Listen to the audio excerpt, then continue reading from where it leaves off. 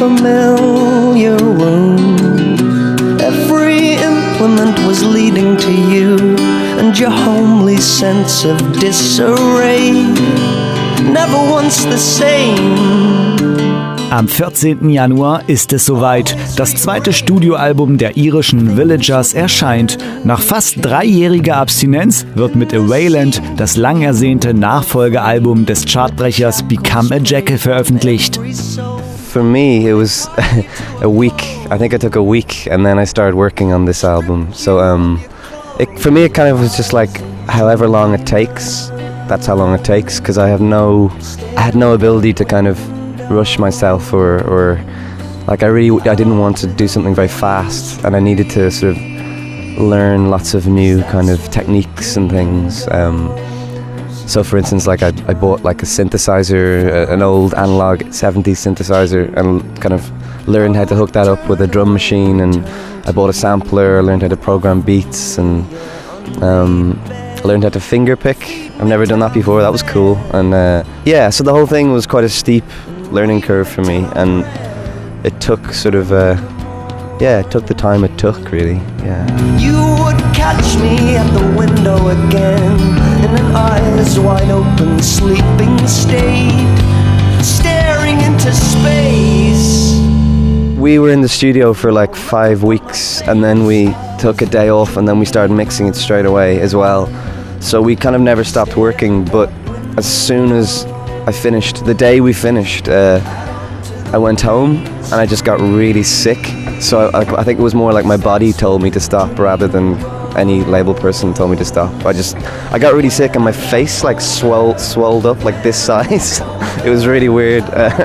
And yeah, I think it was just like not being very healthy for 5 weeks and just focusing on one thing, and just, yeah, pretty intense. Anders als beim ersten Album hat sich Connor O Brian, der kreative Kopf der Band, bei den Aufnahmen diesmal nicht einzig und allein auf sein musikalisches Talent verlassen. Die Zusammenarbeit mit seinen Bandkollegen hat ihn dabei nicht nur entlastet, sondern die 5 auch auf zukünftige Live-Auftritte vorbereitet. I think Villagers is always changing. With the first album I recorded all the instruments myself, and I was happy to do that because I was sort of too connected to the songs to sort of let them go. But with this album we had toured so much that I was really like, I really loved playing with the band, and it felt unnatural to go into the studio without them. So when I did all the instruments on the demos, but then I gave my band the demos and they learnt all the parts, and then we rehearsed together and made sure they felt good to play, because we knew we were going to play them for the next 2 years. So we were like, okay, let's enjoy them. So once we got the songs kind of rehearsed to a certain place, we felt ready to record the album, and so the band is a bit more part of the sort of the process now. Still flame, the fear and the guilt and the pain,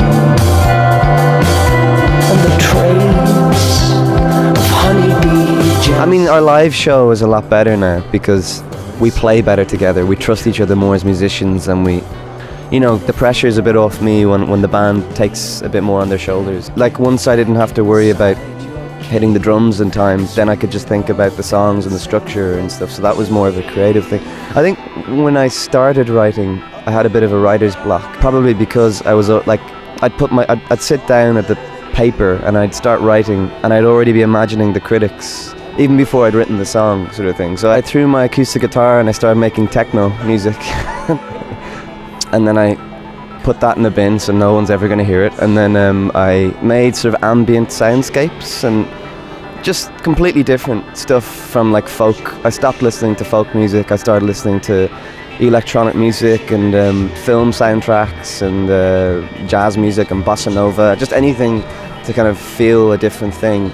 I came at it from a completely opposite perspective and let the lyrics come out of the soundscapes and come out of the chords, and I was much more focused on rhythm and just textures and colours, and then the lyrics slowly came, and they're better lyrics because they're less self-conscious and they're more uplifting, I think.